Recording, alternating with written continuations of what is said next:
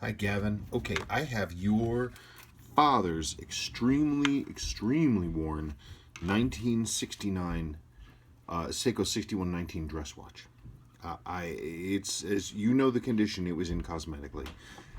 He wore it a lot, and it's worn externally, of course. But the movement was surprisingly shiny, and the numbers are pretty amazing. I mean, it's a little hacky, a little rough, but look, it's blasting along. 228. That makes me a little nervous when I see numbers that high on a watch like this that is so clearly unserviced, but it is clearly it's okay. Like we're going to be able to we should be able to do good things with this movement. There it is. It's chunking along.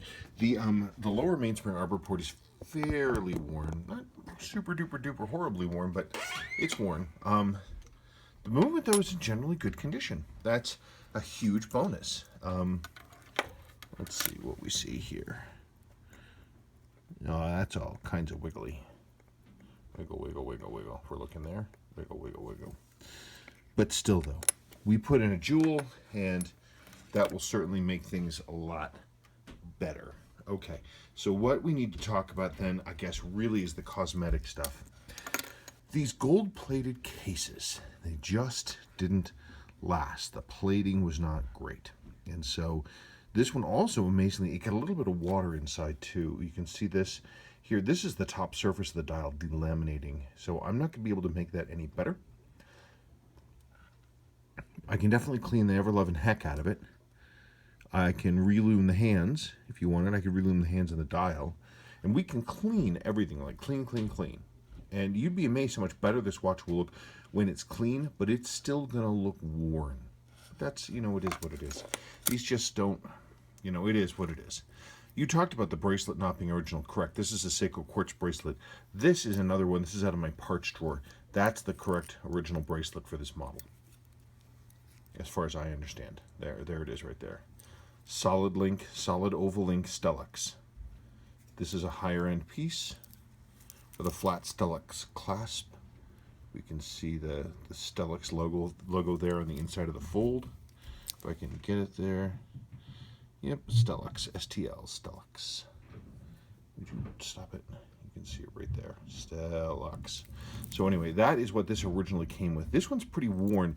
This watch is in some ways better condition than yours. It's a little newer. The case, for example, like these base metal cases, they react badly with like wrist, perspiration and stuff, and it just eats away. See, that's just like chopped away there. This one case does not really have that. I mean, the newer they are obviously the better they're going to look, but it's just, that's what you would need to look for if you wanted to find that original bracelet. That's what they look like. So there it is. But I mean, the starting point of the watch is the movement, and I think we can do great things with it. If it were me, I would clean this watch entirely. I would new crystal and all that other stuff. And I would, your cannon pin is a little worn too. And I would relume the hands, and I'd just clean the ever-loving heck out of it. Well, of course, if this is my watch, I would probably take the bracelet off of this watch and clean that and put it on here, and then go from there. I don't know. It's tough. You start getting into a ship of Theseus sort of argument there at a certain point. I don't know. Okay, well, you tell me if you want to go ahead. We can certainly do it. The one thing is that the investment in this watch is not going to be something you'll be able to get back out because of the condition of the watch and the model. But this is a family watch. It's your father's watch. So I'm assuming that that's probably not really a consideration. Okay, you let me know. Thank you so much, Gavin.